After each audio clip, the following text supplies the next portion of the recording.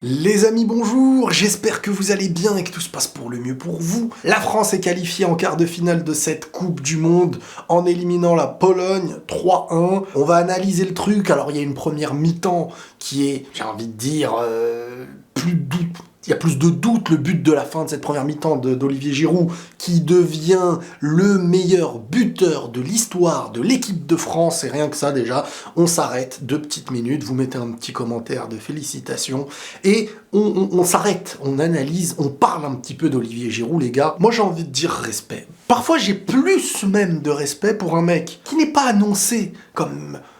Je veux dire, Giroud ne postulera et n'a jamais postulé top 10 Ballon d'Or. Et ça ne choque personne. On connaît le profil, c'est pas un joueur qui tout seul fait gagner des Ligues des Champions. Mais ce gars, y a pas un gars parmi nous qui pouvait se dire « Il reviendra, il reviendra, il reviendra ». Ça y est, tout était fait pour que ce mec s'en aille et que plus de nouvelles, limite il n'y allait plus avoir de news. C'était normal.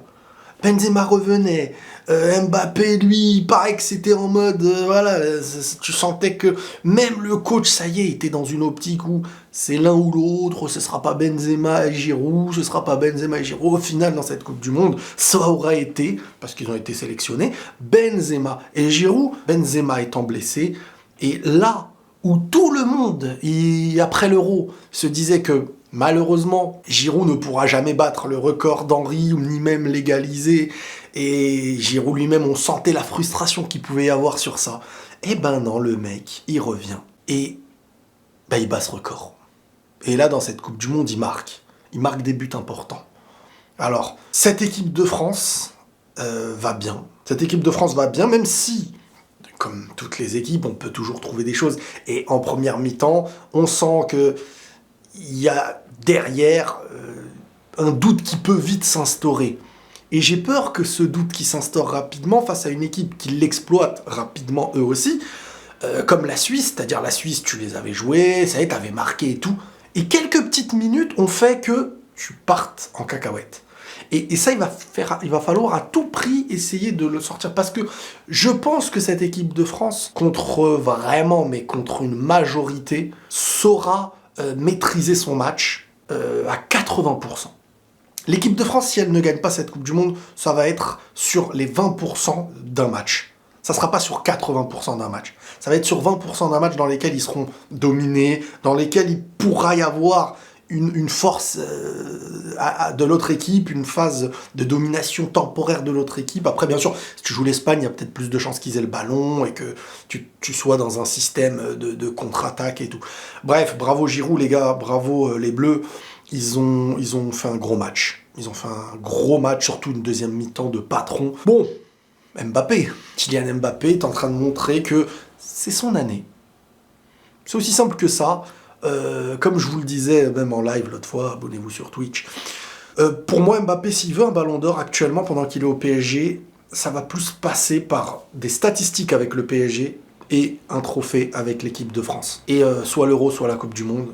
La Coupe du Monde étant ce qui peut lui permettre, il est déjà meilleur buteur. En fait, il a les stats pour lui, hein, je crois qu'il est meilleur buteur partout. Ligue 1, Ligue des Champions et Coupe du Monde pour l'instant. Donc il est en train de marquer son empreinte, il est en train de montrer sa supériorité statistique et il a tout, parce qu'il a l'effectif, il a l'équipe, il a tout pour aller gagner cette Coupe du Monde. Je veux dire que là, Mbappé se positionne favori au Ballon d'Or. C'est aussi simple que ça, il le sait, ça va passer par le collectif avec l'équipe de France. Avec Paris, je sais pas, on sait jamais, je les vois pas gagner la Ligue des Champions, mais ça n'empêche qu'on sait jamais. Mais là, Mbappé est en train de faire les différences. Vraiment, de faire la différence, même avec les autres individualités. Tout simplement, les gars, dans ce match, c'est la passe décisive dans une phase un peu de difficulté en première mi-temps où ce but change pour moi tout. Il fait la passe à Giroud, Giroud finisseur, Giroud bat le record d'Henry, tout est beau, leur lien a l'air d'être au meilleur. Et deuxième mi-temps, doublé. Alors, Mbappé, c'est très simple, hein. Aujourd'hui, c'est un joueur qui, par sa vitesse, peut te tuer. Par contre, quand il se met à fixer avec un défenseur ou deux devant lui et qui se rapproche des cages, il a ce truc, cette façon de permuter entre l'ouverture du pied pour le second poteau et la frappe croisée en dernière minute où tu vas croire qu'il va ouvrir le pied et il croise. c'est un poison pour les gardiens, croyez-moi, ce genre de situation, même pour le défenseur, parce que pour le goal et le défenseur, il y a deux options, ils sont en 1 contre 1, ils sont en position de faiblesse face à Mbappé, qui va pour armer. Et quand il arme, soit tu te jettes pour l'empêcher d'ouvrir le pied, en plus le mec a l'air de faire du 45, donc il a des grands pieds, quoi, donc le mec il ouvre le pied bien fort, forcément t'es obligé de lever le pied. Et lui, il a deux options, toujours, voilà, c'est soit il fait le contre-pied, et là ça passe entre les jambes, mais on l'a vu contre Neuer, et on l'a vu contre Courtois, et on l'a vu contre tellement de trucs, ça c'est sa spéciale, c'est l'ouverture du pied, ou à la dernière minute, on croise, et ça passe soit entre les jambes, soit le goal est pénalisé. Sauf que là, il l'a fait, mais en hauteur, et il a tué Chesney. Et deuxième, boum, il envoie la gomme, hein. Franchement, il a du calcium, comme on disait. Bon, cette équipe de France est à la fois très équilibré. Le milieu me surprend, je m'attendais pas à voir Rabiot à un tel niveau, vraiment bravo. Je m'attendais vraiment pas à voir Rabiot à un tel niveau, et c'est vraiment grâce à ça que le milieu permet d'exister. Parce que Tchouaméni, bon, on connaît son niveau, on sait qu'il est là, avec le Real, il fait une bonne première partie de saison. Mais Rabiot, moi, c'était l'inconnu. Et le fait que, quand Pogba se blesse, offre, bon, bah déjà, des choix plus simples. Faut dire la vérité, cette Coupe du Monde offre des choix beaucoup plus simples à Deschamps, ce qui permet aussi d'avoir un équilibre. Le fait de ne pas hésiter entre Benzema, machin, Grisou, ça prend un peu le positionnement de Grisou, machin. Donc Benzema étant blessé, c'est le destin. Giroud titulaire, deux ailiers comme Dembélé, Mbappé, chacun est dans sa zone, personne ne prend la zone de l'autre. Griezmann a l'air d'être heureux là où il est. En fait, chacun est dans son positionnement, et pour Deschamps, il n'y a pas de choix un peu compliqué. Il a ses remplaçants, il a ses titulaires. Et concernant le milieu de terrain, c'est pareil. Tchouaméni, ça aurait été quoi? Tchouaméni, Pogba, Kanté, Rabiot, Kanté, Pogba. Les choix ont été simplifiés par les blessures qui existent, et sans parler d'Nkunku en attaque aussi, qui fait une saison de fou. Donc ça aurait été compliqué. Parfois, t'as plein de titulaires, et Deschamps, il préfère avoir des titulaires qui ne se marchent pas dessus, et des remplaçants qui ne sont pas des titulaires. Et là, il a exactement ce qu'il aime. Donc, j'ai envie de dire, le destin va dans le sens de ce que lui voulait. Défensivement, bah, il va falloir être très attentif sur les 20% du match où tu n'es pas solide. Et le doute s'instaure. Lloris, qui est dans sa Coupe du Monde, il est en train de faire une Coupe du Monde de haut niveau. C'est-à-dire que moi, des fois, j'avais des doutes. Je me disais, c'est plus le même Lloris qu'avant. C'est plus le même Varane qu'avant. Bon, Varane, par contre, je le sens plus comme avant. Hein, ça, c'est clair. Hein, je le sens pas je le sens pas en mode taulier. Je le sens pas plus taulier Coupa Mécano. Théo Hernandez, on se demande pourquoi ce mec n'est pas titulaire depuis des années maintenant en équipe de France. Ça y est. Cette équipe de France, on connaît enfin comment elle joue. On sait qui sont les titulaires. Et ça faisait longtemps, voire des années, où on était en mode, bon, attends, comment ça va jouer? Comment? Là, ça y est, tu sais comment ils vont jouer. Limite, l'équipe, le coach ou les joueurs, même si pour moi Deschamps, après cette Coupe du Monde, c'est sa dernière, limite, certains se disent, purée, on n'a pas envie que certains reviennent de blessure. Et ça, c'est une certitude, malheureusement. Parce que dans leur tête, ils se sentent totalement équilibrés, et chacun est heureux d'être dans sa zone. Mbappé, Giroud, Dembélé. Bon, Koundé, les gars, sur ce match-là, surtout en première mi-temps, très stressé. Au point même où le mec a oublié de retirer ses chaînes. Ça va quand même en Coupe du Monde, ne pas avoir été vérifié au niveau de ça et ne pas les avoir retirés, tu te dis, oh frérot, alors soit t'es tellement focus sur ton match, mais si t'es focus, il s'est fait manger en première mi-temps sur le côté. J'ai trouvé il aurait pu y avoir but, hein, à un moment donné, double arrêt, enfin arrêt de Lloris et ensuite sauvé sur la ligne par Varane. Ça change le match, hein. Parce qu'après, une équipe, elle défend comme jamais, et tu sais pas, t'es pas à l'abri de manger la doudouille, quoi.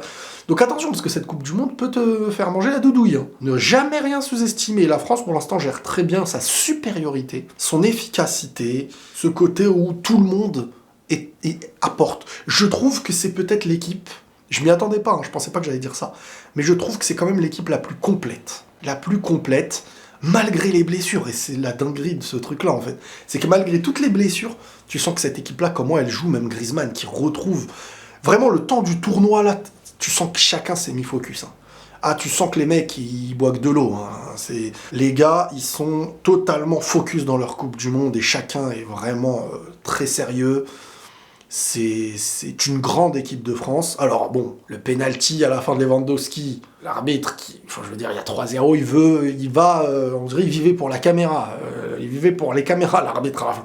Tac, penalty, bon, il le fait retirer, chose normale, parce que... Bref, Lewandowski avant de tirer, c'est ça, hein.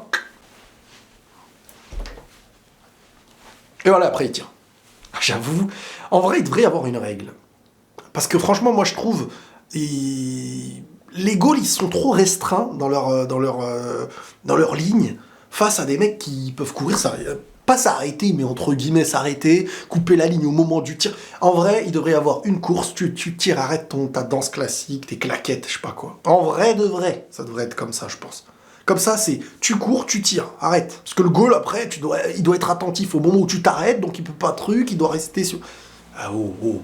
Bref, la Pologne a quand même plus joué, hein, surtout en première mi-temps, a quand même plus joué que ce qu'on avait pu voir, même si avant elle se battait pour des points, là forcément elle se bat pour une qualif ou une élimination, il n'y avait pas de choix. Donc, et puis les pénaux, ils auraient commencé à les jouer si en deuxième mi-temps il y avait 0-0. Mais fin de première mi-temps, le fait d'avoir marqué assez tôt, ça les a empêchés d'avoir une deuxième mi-temps très ennuyeuse où ils vont faire que reculer. Donc forcément, c'est eux qui devaient jouer, donc ça a créé des espaces derrière Mbappé et compagnie. Voilà les amis, la France est en quart de finale et tout à l'heure il va y avoir Angleterre-Sénégal, je pense que ça va être le match le plus fou de cette soirée, voire peut-être le plus fou des huitièmes. On saura qui affrontera les Bleus en quart de finale, le Sénégal ou l'Angleterre, ça peut être sympa quoi qu'il arrive. Les choses sérieuses commencent en quart de finale. Les amis, prenez tous soin de vous et la paix sur vous.